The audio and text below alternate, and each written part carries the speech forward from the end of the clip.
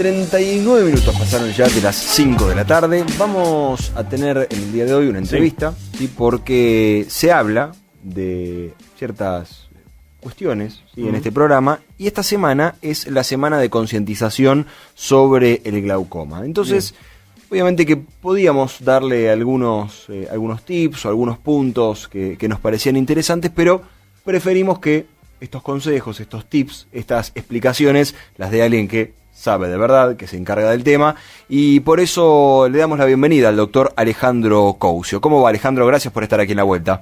¿Cómo andan ustedes? ¿Todo bien? Bien, muy bien. Bueno, un poquito tiene que ver nuestro llamado con esto, ¿no? Con que es la semana de la concientización sobre el glaucoma, y queríamos que sea alguien idóneo en el tema que nos explique un poquito qué es esta enfermedad y cómo prevenirla, básicamente. Bueno, a ver, te voy a hacer una introducción. Sí. El 12 de marzo, o sea, ayer, se celebra el Día Mundial de Glaucoma. Es decir, la Asociación Mundial de Glaucoma pone como un día, como una efeméride, el 12 de marzo.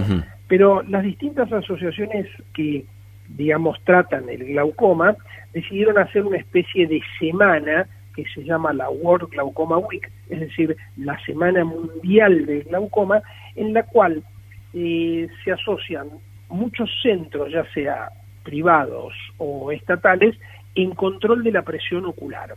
Sí. Es decir, el glaucoma, se dice que un paciente tiene glaucoma cuando tiene los valores de presión elevados por arriba de 20 milímetros de mercurio. Es decir, es la presión que ejerce el humor acuoso sobre las paredes del ojo. Bien. Que no tiene nada que ver con la presión arterial. Viste que siempre los pacientes te preguntan, bueno, ¿está relacionado con la presión arterial? No, no tiene nada que ver. La presión del ojo es una presión independiente. Claro. Entonces, tiene un valor normal, y si ese valor pasa de los valores normales, es decir, pasa los 20 milímetros de mercurio, empieza a haber daño en el campo visual y en el nervio óptico.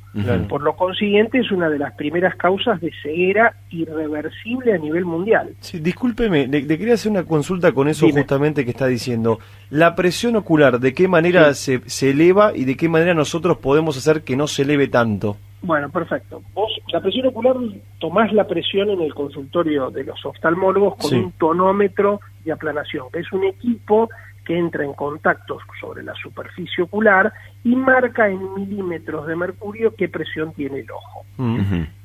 Esa presión está ejercida adentro del ojo, el ojo como si fuera una pelotita, que adentro tiene un líquido que se llama humor acuoso. Sí. Ese líquido circula por adentro del ojo y tiene una malla que se llama trabeculado que va regulando, es como una cañería. Ahora, ¿qué pasa? Cuando la cañería se tapa o se produce mayor cantidad de líquido, aumenta la presión sobre las paredes del ojo. Y eso, con un equipo para tomar la presión del ojo, tiene un registro en milímetros de mercurio. Si tiene más de 20 milímetros de mercurio, se empieza a generar mayor presión sobre las paredes del globo ocular, y eso genera un daño en el nervio óptico y por lo consiguiente en el campo visual.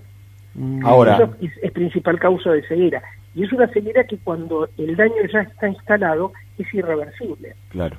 Bien, Enrique. No, doctor, le iba a preguntar porque más o menos nos contaba incluso el nombre del aparato que mide. Uno cuando va al oculista, ¿es algo habitual que midan la presión? Que se hace siempre, aunque vos vayas a control de los cristales, o sea, te vas a cambiar los anteojos o vas a ver porque tenés un vicio de refracción, hay que tomar la presión del ojo. Es decir, los oculistas tomamos la presión del ojo en la consulta porque ahí es la primera llegada que uno puede diagnosticar si tenés o no presión ocular. Claro. Para que la gente lo sepa, es ese aparato donde uno apoya el mentón y la frente. Se acerca con una especie de luz azul, con un cono, se acerca al ojo, se coloca unas gotitas, es muy rápido el procedimiento, es indoloro y la verdad nos da un diagnóstico que verdaderamente es muy valorado, porque pensé que hay a nivel mundial 9 millones de personas con pérdida irreversible de la visión a causa de la ceguera generada por el glaucoma.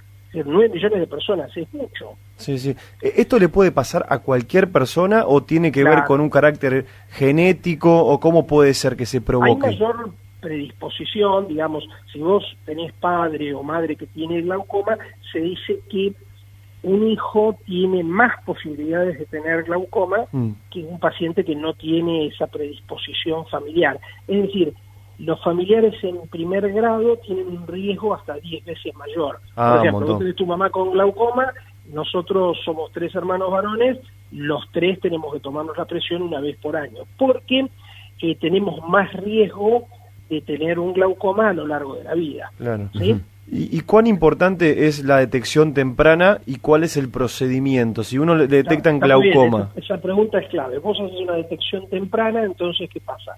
Le das los medicamentos, que son las gotitas, los colirios correspondientes, bajás la presión y evitás que se dañe el nervio óptico y el campo visual. Entonces, la detección rápida es clave para, digamos, llevar la enfermedad. Si esto evoluciona, un paciente que tiene dolor de ojo, jaquecoso, migrañoso, y vos tardás mucho en diagnosticar el glaucoma, eso genera un daño en el campo visual irreversible. Claro. Y ahora, doctor, por ejemplo, alguien que le detectan glaucoma. Vos le detectás el glaucoma y lo empezás a tratar con los colirios correspondientes. Tenés distintos tipos de colirios que bajan la presión del ojo.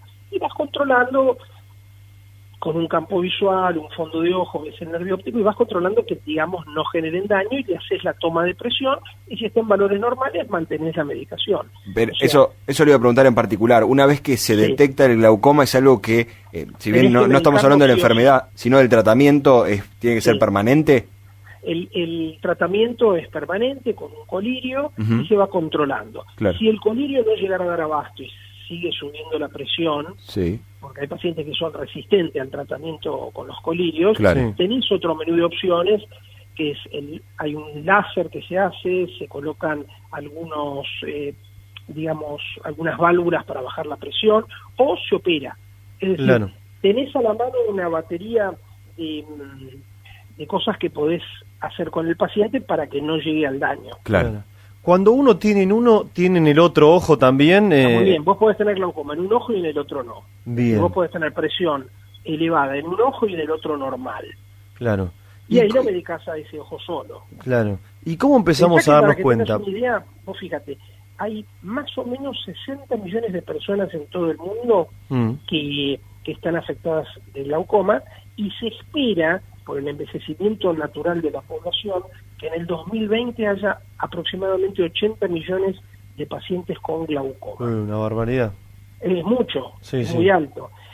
Y según el tipo de población que tenés, las poblaciones, digamos, más desarrolladas tienen más acceso, digamos, a la consulta oftalmológica, y de esa población que tiene glaucoma, el 50% de las personas afectadas desconocen tener glaucoma. Claro. En los países desarrollados. Sí, que eso es lo peor de todo. En los países, claro, en vías de desarrollo, subdesarrollados, llamarlos como vos quieras, el 90% desconoce el glaucoma. Entonces, es muy alto los pacientes que vos tenés, que llegan a la consulta en forma tardía, con un daño en el nervio óptico y una disminución en el campo visual. Si el paciente no es tratado, termina viendo como si fuera a través de un caño de escopeta.